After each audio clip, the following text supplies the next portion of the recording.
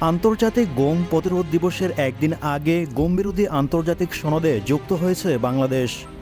বৃহস্পতিবার ২৯ আগস্ট উপদেষ্টা পরিষদের সভায় গম বিরোধী আন্তর্জাতিক সনদে সই করেন অন্তর্বর্তীকালীন সরকারের প্রধান উপদেষ্টা ডক্টর মোহাম্মদ ইউনূস।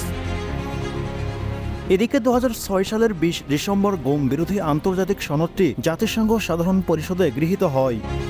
৩২টি দেশ এটি অনুস্বাক্ষর করার পর ২০১০ সালে এ সনদের বাস্তবায়ন শুরু হয়। টিম টিআরসি হৃদয়ে ধারণ করে বাংলাদেশ দ্য রিয়েল কনসালটেশন, স্বচ্ছ ভ্যাট আইনে দক্ষ ন্যায্য ভ্যাট। পাশাপাশি এ অপরাধে ন্যায় বিচার প্রতিষ্ঠা ও ক্ষতিগ্রস্ত ব্যক্তিদের সহায়তা দেওয়া।